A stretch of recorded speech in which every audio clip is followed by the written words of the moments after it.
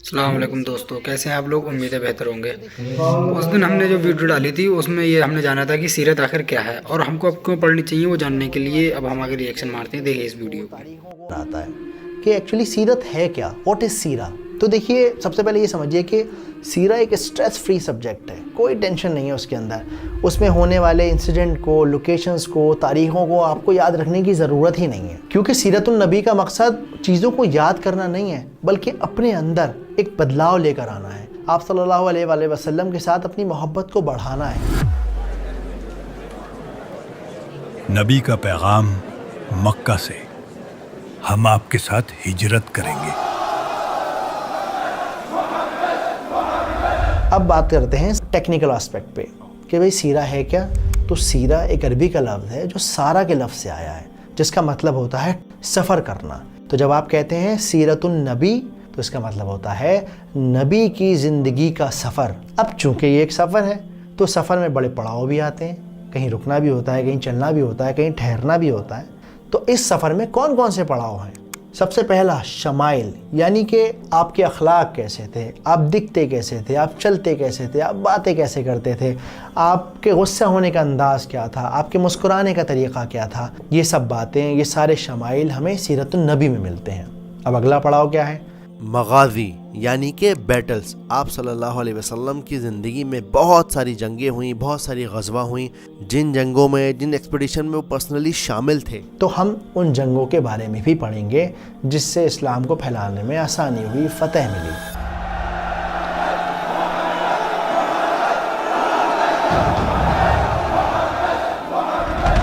اس کے علاوہ جو تیسرا اور آخری پوائنٹ ہے وہ ہے احوال، یعنی کنڈیشنز۔ اب کیسی کنڈیشن؟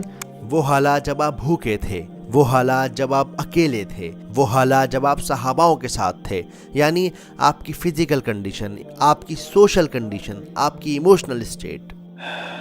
بھوک کی وجہ سے میں نے پیٹ پر پتھر باندھا ہوا ہے۔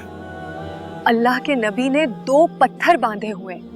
اب جب یہ دونوں باتیں کلیئر ہو چکی ہیں کہ بھائی سیرہ کیا ہوتی ہے اور سیرہ کیوں پڑھنی چاہیے، تو اب یہ بھی جاننا بہت ضروری ہے کہ سیرہ پڑھنے کا ادب کیا ہے۔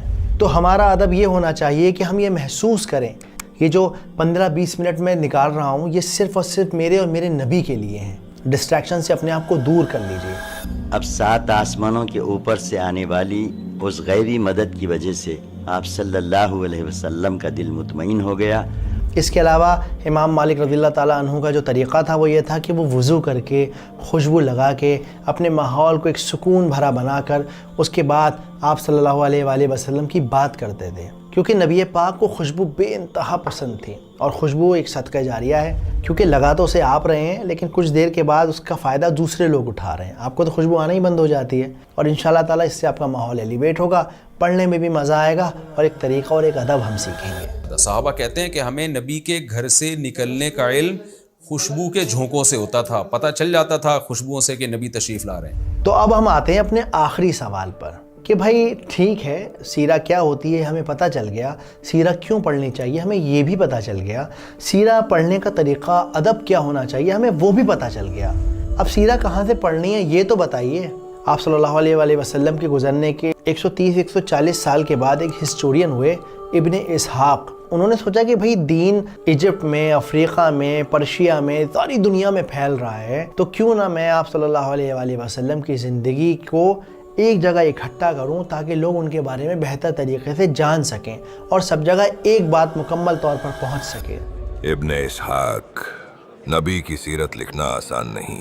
یہ جو بیڑا تم نے اٹھایا ہے کافی ہمت کا لیکن بہت مشکل کام ہے۔ مشکل تو ہے، لیکن آپ کی سچی سیرت کو لوگوں تک پہنچانا ضروری ہے۔ بے شک، اللہ تمہارے کام میں آسانی کرے۔ اب کیونکہ ان کی خود 2 پشتیں آپ صلی اللہ علیہ وآلہ وسلم کے ساتھ رہ چکی تھیں، صحابہ تھے ان کے دادا پردادا، تو انہوں نے الگ الگ صحاباؤں کے پوتوں سے مل کر آپ صلی اللہ علیہ وآلہ وسلم کی زندگی کے بارے میں پوچھ کر ویریفائی کر ملٹیپل صحاباؤں سے سیم نریشن کو ویریفائی کر کے انہوں نے آپ صلی اللہ علیہ وآلہ وسلم کی پوری مکمل زندگی کا جو بایو ڈیٹا تھا وہ جمع کر لیا اور اسے کرونولوجیکل آرڈر میں لگا دیا، یعنی کہ پہلے یہ ہوا، پھر یہ ہوا، پھر یہ ہوا۔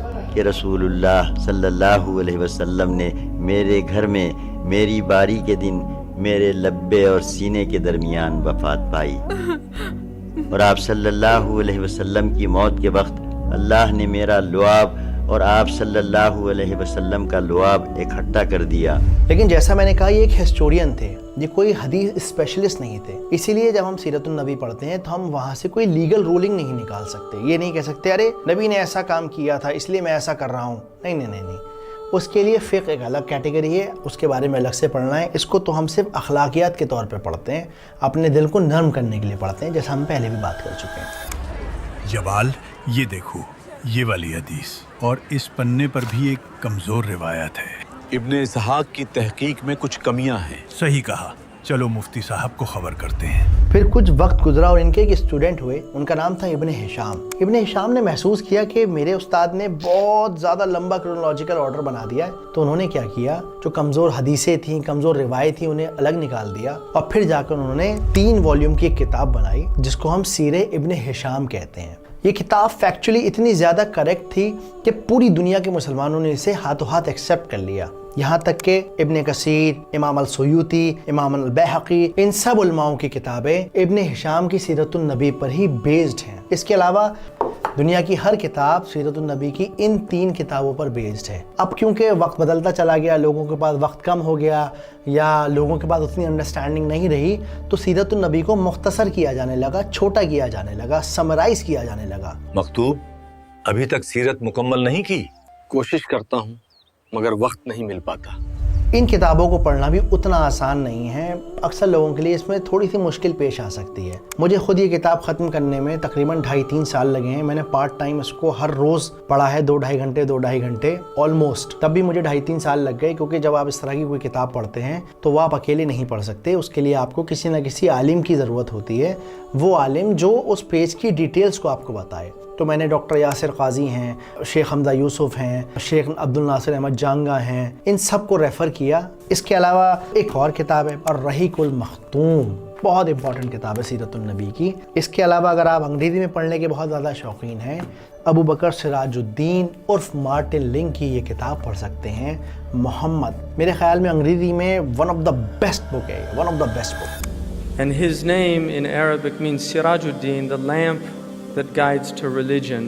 And so I am eternally indebted to him.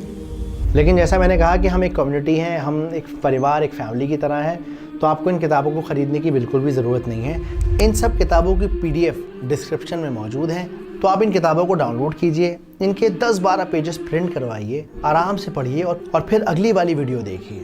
تو اس سے آپ کو یہ اندازہ ہوگا کہ کسی بھی کتاب کو پڑھنے کا طریقہ کیا ہوتا ہے. What is the art of reading a book. کیونکہ خالی کتاب کے پنے پڑھ لینے سے بات ختم نہیں ہو جاتی, اس کی گہرائی میں بہت زیادہ اترنا پڑتا ہے. أبو حيان التوحيدي said يظن الغمرة أن الكتب تهدي. Try to learn without a teacher, you'll go astray. امید کرتا ہوں کہ سیرت النبی کی یہ پہلی کلاس آپ کو بہت اچھی لگی ہوگی.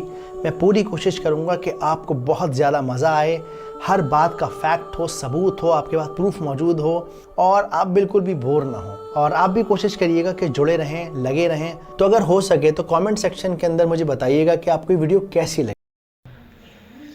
لگی ویڈیو. آپ لوگوں کو اچھی لگی ہوگی امید ہے, اور ایسی ویڈیو دیکھنے کے لیے ہمارے چینل کو سبسکرائب کریں. ملتے ہیں نیکسٹ ویڈیو میں, تب تک کے لیے اللہ حافظ.